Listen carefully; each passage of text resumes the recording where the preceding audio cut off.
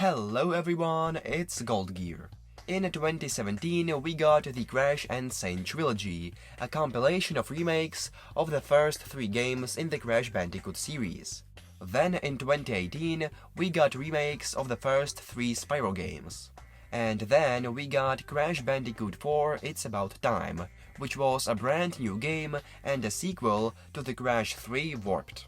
After that, everyone started waiting for a new game about Spyro, but for some reason we still didn't get it.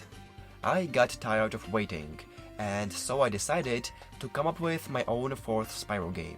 That's right, I've been thinking about the plot, gameplay and levels, and it seems that I've came up with a worthy sequel to the 3rd game.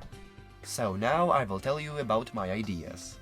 Before we start, I just want to tell you that I'm a huge Spyro fan, but I am only interested in the original trilogy, and I have almost no idea what's going on in the later games. I tried to play some, but never finished any. So I'm just saying that if any of my ideas are similar to what was done in some of the games after the original trilogy, then it's just a coincidence. So let's get started. Now I will tell you about the plot. I wanted the story to be simple, but at the same time, it would be nice if there was more going on than in the first game. So I came up with this plot. The little dragons that we rescued in the 3rd game are playing in the library. They will take the book that they are forbidden to take. There are many dangerous spells in this book that baby dragons will start to read aloud. Then suddenly a fire portal will open, from which a large and scary dragon will come out. This will be the main villain in the game. Let's call him Dark Spike, for example. This evil dragon wants to take over the whole world. Spyro later learns from the older dragons that there used to be 5 great wizards who ruled all the dragon worlds, but one of them wanted to rule himself and kill his friends. That dragon was Dark Spike, by the way. The rest of the wizards turned out to be stronger than he expected, and with the help of their magic, they sent him to another dimension. He was banished so he couldn't take over the world, but now that the kids have freed him, he is ready to finish what he started. Spyro has to go to 4 different worlds, because according to legend, one wizard lives in each of them. If they are all brought together, then they can defeat Dark Spike again. The only problem is that no one has heard of these wizards for centuries. Spyro will not go on this journey alone. He will be accompanied by Hunter, who will be playable in some levels. In each world, there will be 4 full levels, 1 level where you have to fly, and a level with a boss. Also, in each of the worlds, the levels will be connected by some common theme, just like in the first game. For example, the first world will be located in a hot desert, the second in an icy wasteland, the third in a swamp, and the 4th one somewhere in the clouds. There will also be a 5th world, but we will get to it later. Players will have to collect gems, for which moneybags will open portals to different levels.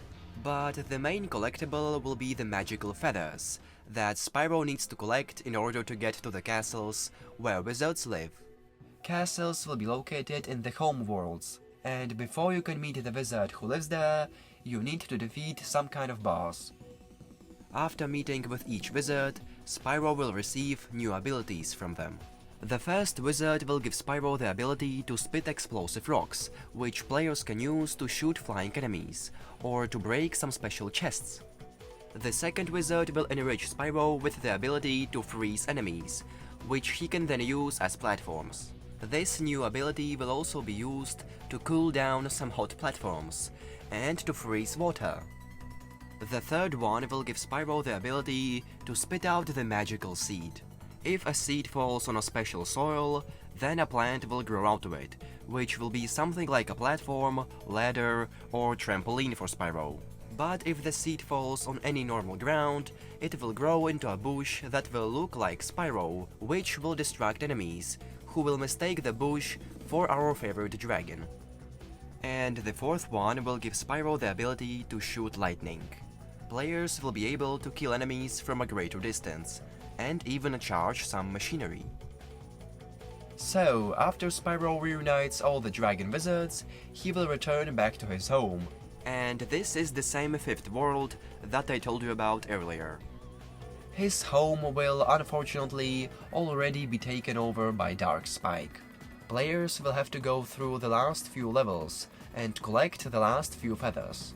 After that, Spyro will finally be able to fight the villain. Of course, Dark Spike will be defeated, thanks to the new abilities that Spyro has received, and the world will be saved. I mentioned that Hunter will also be playable, but what will his gameplay look like? Well, he will have his bow and arrows, with which he will be able to defeat enemies. Arrows will be different.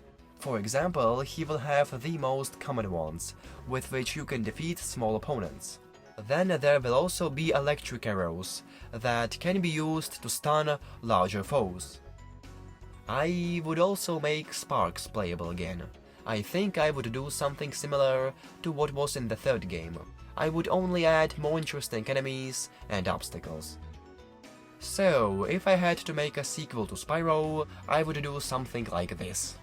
The plot is simple, but decent in my opinion. There won't be many playable characters, but instead, our purple dragon will get a few new abilities throughout the game. Levels in different worlds will have a common theme, because I think it will help players to remember which level is in which world. So that's all from me for today. Do you like my ideas for the fourth Spyro? Write your thoughts in the comments. Also, write your ideas for the next game, if you have something interesting. And as always, don't forget to leave a like and subscribe. I am Gold Gear, thanks for watching, and stay gold.